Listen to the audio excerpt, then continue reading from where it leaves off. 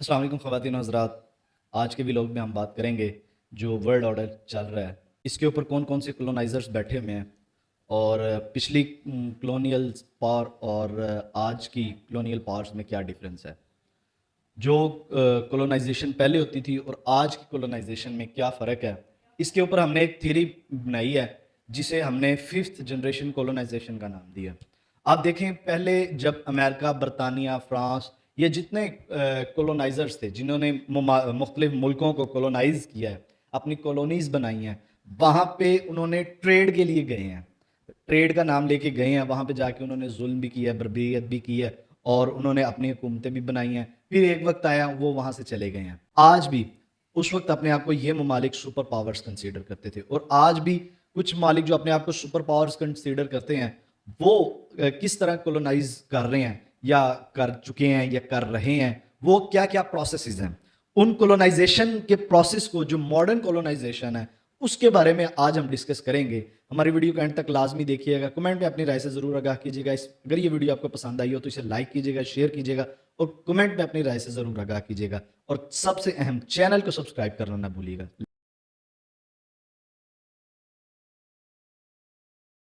आज कॉलोनाइजेशन के बारे में कुछ बात करते हैं। वो ये कि पहले होता था कि जैसे बरतानिया, उसकी सबसे बड़ी मिसाल पाकिस्तान, इंडिया है, सब कॉन्टिनेंट। पहले ये होता था कि ट्रेड के नाम पे ये लोग आए थे, इन्होंने ट्रेड के नाम पर पाकिस्तान को, इंडिया को, इंक्लूडिंग बांग्लादेश, ये ममालिक को कॉलोनाइज किया। बहुत सारे और ममालिक में इनका राज रहा है जहाँ पे आप देखेंगे कि इंग्लिश बोली जाती है वहाँ पे, कि ये मुल्क बरतानिया की एक वक्त में कॉलोनी रहे हैं, जैसा कि पाकिस्तान, इंडिया, ये वो ममालिक हैं जो बरतानिया की कॉलोनी रहे हैं। इनमें कुछ ममालिक ऐसे हैं, आप ईरान और इसराइल जंग में भी देख लें, आप किसी भी जंग में देख लें, जंग है कॉलोनी बनाने की, अपनी बातें मनवाने की। जब वो बातें नहीं मानी जाती तो फिर उनके खिलाफ ऐसे ऐसे सैंक्शंस लगाए जाते हैं। ये होती हैं हाइब्रिड कॉलोनाइजेशन, जो आज के दौर में चल रही है, जिसे हमने फिफ्थ जनरेशन कॉलोनाइजेशन का नाम दिया, यानी हाइब्रिड कॉलोनाइजेशन। हमने इसको हाइब्रिड कॉलोनाइजेशन भी कहा है। अब इसमें होता क्या है, इसमें इकोनॉमी को फोकस किया जाता है। जो मुल्क सुपर पावर्स हैं वो अपना गठबंधन बनाती हैं, वो अपने आप को जोड़ती हैं, वो सिर्फ उन ममालिक के खिलाफ जहाँ पे वो कुदरती वसाइल से तो माला माल हैं मगर वो अंडर डेवलप्ड हैं, वो इतने डेवलप कंट्री नहीं है जो खुद को डेवलप, ये टर्म्स भी उनकी अपनी निकाली हुई हैं कि उन ममालिक को वो एक तो डेवलप नहीं होने देते, फिर उनको अंडर डेवलप कंट्रीज कहा जाता है, फिर उनके ऊपर सैंक्शंस भी लगाई जाती हैं, जैसा कि ईरान। हालांकि ईरान खुद बहुत डेवलप्ड कंट्री है। अगर आप में से कोई वहां पे गया है या आप डिफरेंट व्लॉग्स देखें ट्रैवलर्स के, तो आपको ये फील होगा कि कहीं से भी ईरान जो है वो यूरोप, अमेरिका, इनसे कम नहीं है।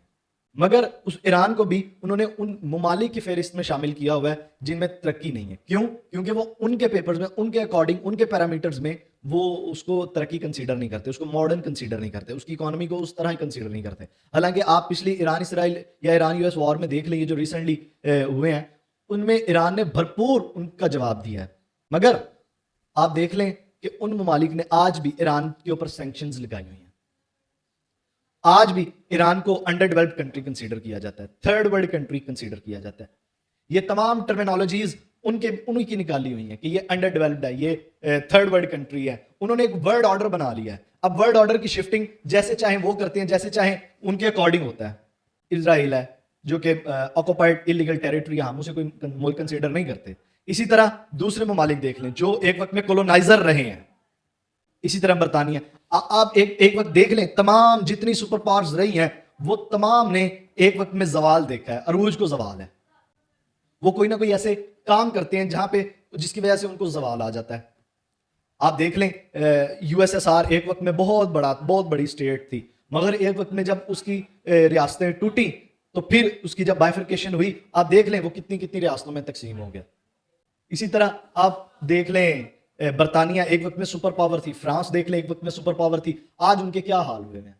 अब ये मुल्क करते क्या है, ये मुल्क अंडर डेवलप्ड कंट्रीज को इकोनॉमी की बेस पे उन्हें तरक्की की राहें दिखाते हैं। हम आपके मुल्क में ये इन्वेस्ट करेंगे, हम आपके मुल्क में ये लाएंगे, ये लाएंगे, ये लाएंगे।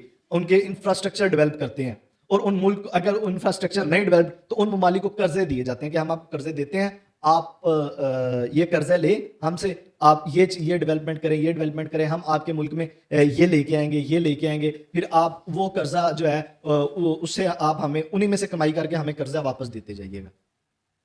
یہ 5th جنریشن کولونائزیشن کے فیچر ہے, یہ ان کا سب سے بڑا فیچر ہے. پھر اس دور میں کولونائزیشن یہ نہیں ہے کہ انہوں نے آپ پہ اٹیک کر دیا جیسے پہلے ہوتا تھا, وہ آپ کے ملک پہ قابض ہو گئے انہوں نے, نہیں, اس کولونائزیشن میں آپ کا کلچر افیکٹ ہوگا, آپ کی ریچولز افیکٹ ہوں گی, آپ کی ریلیجیس کے اوپر جو ہے بہت فوکس کیا جائے گا.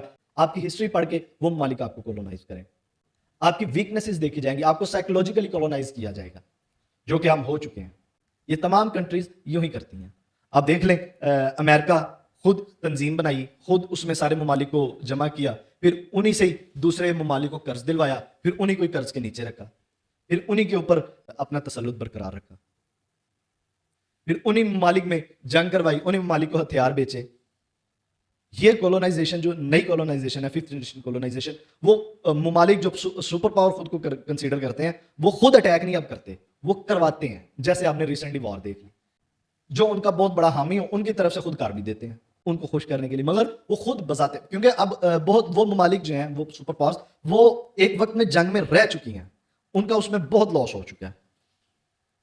اب وہ اس طرح کولونائز نہیں کریں گے, کیونکہ اب اکانومی کی وار ہے, ٹیکنالوجی کی وار ہے. وہ آپ کے ملک میں ٹیکنالوجی لے کے آئیں گے, اکانومی لے کے آئیں گے, پیسے لے کے آئیں گے.